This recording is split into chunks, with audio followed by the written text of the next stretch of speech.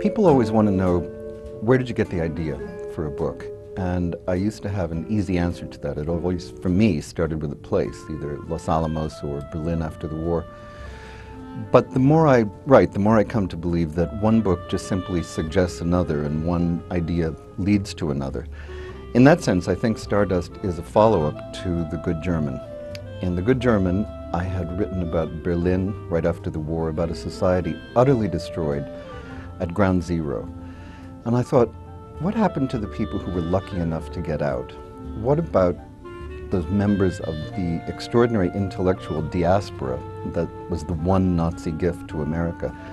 And what struck me as interesting was the collision of culture that must have happened. These were people who often, quite literally, were just steps away from having been arrested by the Gestapo, who were facing death in camps, and who now suddenly find themselves in this almost surreal atmosphere of palm trees and teenagers in cashmere sweaters and milkshakes, and a city utterly indifferent to what they had come to, a place that even most Americans at that time considered insubstantial or at least exotic.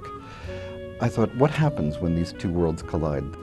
In Hollywood, what we have is an industry absolutely at its peak. It will never be this great or as important again. And it seemed to me that within 10 years it all fell apart.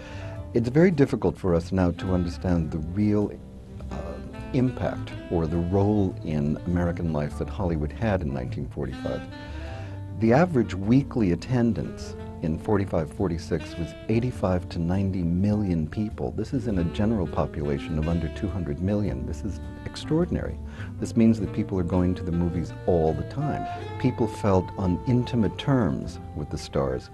And in 1945, they felt particularly warm to them because everyone had just come through the war. Hollywood was perceived as one of the patriotic industries, one of the industries that had won the war for us. And what it meant was that the movie studios were able to think, this is going to go on forever. We are always going to be on the top of the world. They didn't. And how this great position was attacked by people, squandered by themselves, and just led into the kind of moral compromise that assaults us all, was, I think, what Hollywood would call the backstory to Stardust.